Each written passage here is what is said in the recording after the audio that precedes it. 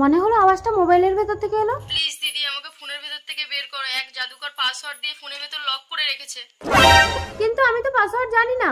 3642। 3642 এ কি তুমি রাক্ষসী? এইবার তোকে এই মোবাইলের মধ্যে বন্দি করে তোর রূপ নে তোর স্বামীর সাথে সঙ্গম করে 108টা রাক্ষসের জন্ম দেবো। না, আমাকে বন্দি করো না। ছেড়ে দাও আমাকে, ছেড়ে দাও। এইবার আমি তোর রূপ নিয়েছি। মানুষের বংশ ধ্বংস হবে, সারা পৃথিবী রাক্ষসের রাজ্য হবে। কাব্য কাব্য ওই তো তোর স্বামী আসছে।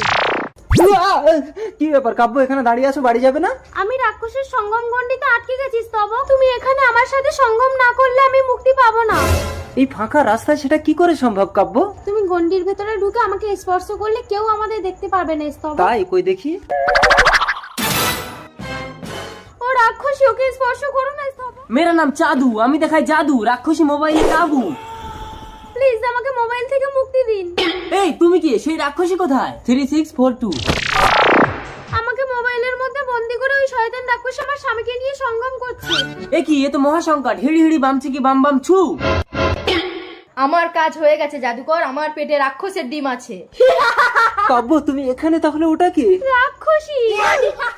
ওকে মোবাইলে বন্দি করুন। ওকে মোবাইলে ঢোকানো যাবে না, ওর পেটে 108টা রাক্ষসের ডিম আছে। মানুষের বংশ ধ্বংস হবে, সারা পৃথিবীর রাক্ষসের রাজ্য হবে। এবার কি হবে জাদুকর? ওই রাক্ষসী ডিম পাড়ার সাথে সাথে একমাত্র তোমার স্বামী ওই ডিমগুলো নষ্ট করতে পারবে। না, আমি আমার সন্তানদের মারতে পারবো না। জাদুকর মশাই, আমার স্বামীকে তো ওই রাক্ষসী মায়াজালে জড়িয়ে ফেলেছে। তোকে আমি মোবাইলে বন্দি করব।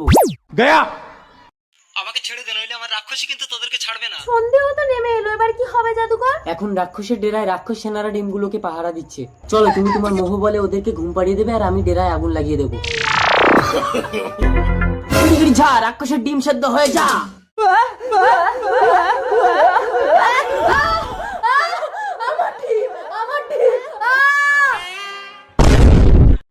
জাদুকর মশাই, এবার আমার স্বামীকে মুক্ত করে দিন। 3642।